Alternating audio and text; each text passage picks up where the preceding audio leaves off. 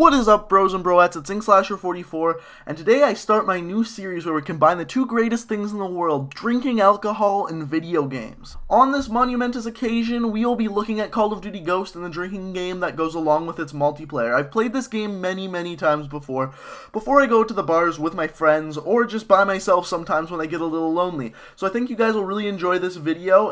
Let me know what you think of this series in the comment section below, and let's get right into the video.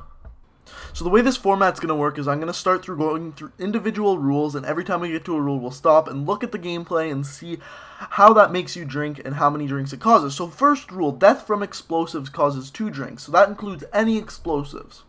So whether that be dying from something like a Castet, or something like a Panzerfaust, or something like a Semtex, or even a motherfucking goddamn IED, you always have to drink 2 drinks no matter what from any explosive in the game. Similar to rule number 1, rule number 2 is death from any kill streaks equals 3 drinks. So the 2 types of kill streaks in Call of Duty Ghost that you can be killed by are support kill streaks and assault kill streaks. Assault kill streaks including annoying things like these damn dogs, other things like these Trinity rockets, or in the next video a helicopter, all require you to take 3 drinks. Any single kill streaks, whether it be support, something like a squad member, or even a higher kill streak like a Loki, no matter what it is, you have to take 3 drinks. So the next rule is, number 3, that anytime you die from a knife, you then have to take 5 drinks. So just for a frame of reference, a full beer is about 15 drinks. So that means you're going to be drinking about a third of a beer every time you get knifed. So you may be asking, what about throwing knives? Well, if you get killed by a throwing knife, that's where rule 4 comes in.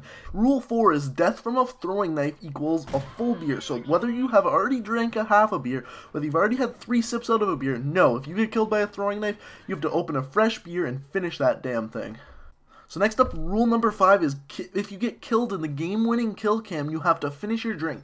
So what that means is if you have already drank half your drink, had a couple drinks, couple sips, you have to finish that drink no matter how much is left in that bottle, left in that cup, you just have to finish that drink.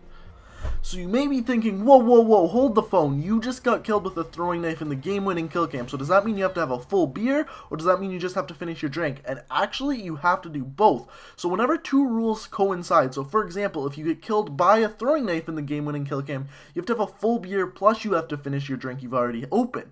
Or, let's say you got killed by an explosive in the game-winning kill cam. You would then have to have the 2 drinks for getting killed by the explosive, and then finish your drink because you got killed in the game-winning kill cam. So rule number 6 happens when you get stunned. So when you get stunned, you have to chug your beer or drink for the duration that you are stunned. So whether that be from a 9-bang, flashbang, whatever it is you get stunned by, you have to chug for the duration that you are stunned by that thing.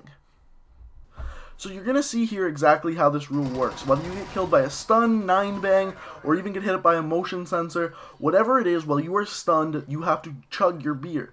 So the way to tell if you are stunned, the best way I find to tell, is if you hear that high-pitched raining noise, that is when you have to drink or continue chugging. Now this rule is a lot of fun, and at the end of this video, I'm going to show how you can maximize the amount you drink by this rule. So the 7th rule is play the spread. So what this rule is, at the end of a Call of Duty Ghost multiplayer match, you look at your final score. So as you can see here, my final score in this game is I went 26-3. So from this, you subtract the deaths from the kills and you get 23. What this 23 is the amount of drinks I can hand out after this game. Reason being, I got 23 more kills than I did deaths. So vice versa, let's say I died 26 times and got 3 kills, the difference would be 23 again, but since I died more than I killed people, I would have to take those 23 drinks myself. So let's say you are a really bad player like that, or a really good player. I did really good in this game. So let's say this happens and you're only playing with a couple people and you don't want to be drinking that much.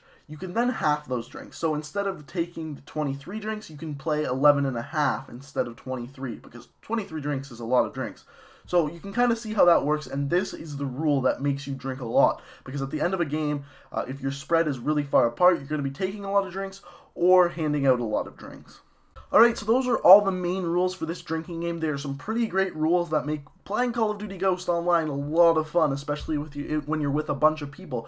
But for some people, this isn't enough drinking, believe it or not. So I've added an additional rule. There's only one additional rule for this game, and it's you take 1 drink for every death. So every time you die, you take an extra drink on top of the rules that already apply. So this will make you very, very drunk, as you can probably tell, especially if you're playing a lot of this game. So another way you can make this game a lot more fun and a lot more hectic is when you're playing this game with your friends, set up a private match, set up some classes where you have a lot of explosives, throwing knives, and a lot of stuns on the class, and then go to town. And it'll make it so these rules occur a lot more often and make it so you are causing your friends to drink instead of random people online. It makes this game a lot of fun. So that is all for this drinking game. I hope you guys enjoyed. Let me know what you think in the comment section below of this video and of this series, and please leave a like rating. I put tons and tons of effort into this video, so let me know what you think. If you haven't seen the 2 videos on the screen, go ahead and check them out, and until next time, guys, peace out.